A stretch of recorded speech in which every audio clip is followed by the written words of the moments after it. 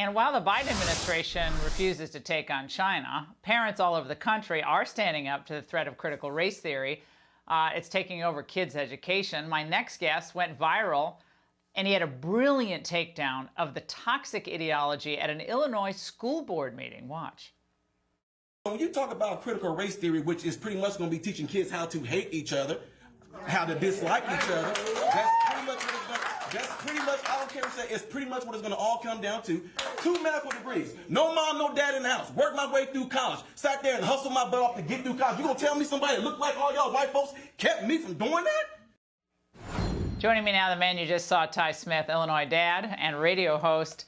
Ty, now during that meeting, you not only called out the critical race theory hoax, but also called out the people pushing it for ignoring things that are actually very positive for black communities. Explain that.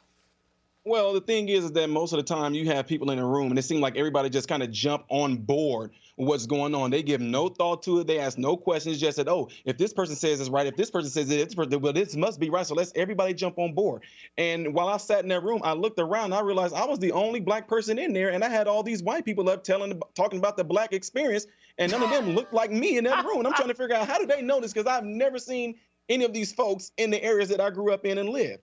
But yet to be on the outside like they were doing all this virtue signaling and all that, I was just so worked up because I was calling BS on it, because the very thing that they were talking about, I was that kid in the ghetto.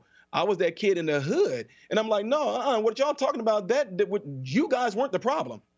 The issue that a lot of black people have right now is swallowing a hard red pill, and that's to realize that we absolutely are the biggest problem and the biggest threat to us progressing, not white people. Well, we were just talking about this in the previous segment, which is, of course, the crime in the inner city.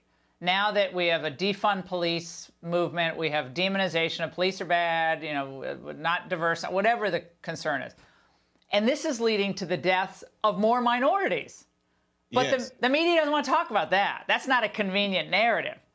And you'd rather talk about how everyone's so racist in the schools and turn the kids against each other.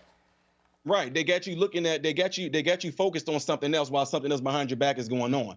Everything that's happening right now, again, no, I don't care if anybody wants to agree with me or not. I live this stuff. The biggest threat to me when I was growing up was somebody that looked exactly like me. I never had no threat from any white police officer or any white person whatsoever. And to get myself through school like I did, there was no system there that they claimed that was there. I'm sorry, I'm just calling like it is now. Back in the day, slave days and, civil rights movement, I get that. But in today's world, absolutely not. All they're doing is keep on handing folks walkers.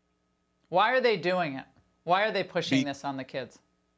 Because they want them to believe that they can't achieve anything. They want to just make it all about their race. They can't do anything. And to me, I told them, it's going to keep you there. The very person that claim that they're helping you, if you keep on handing a person a walker and saying, this is me helping you, that person will never become independent. One of my degrees in physical therapy, our number one goal is to get our patients independent. And as they become better and stronger and more progressing in their the set things that we have set for them, the set programs, we take the assistive device away because they're becoming more independent, which means they can do things on their own. But what we get right now from the government is they just keep on handing people walkers saying, this is me helping you. See, look how good we are. This is us helping you. But having no idea is damaging you because you're going to remain disabled. And dependent on the government. And that you hit the threshold, the ceiling, and you can't go any further if you're dependent on the government. Hey, no. Ty, you shook it up.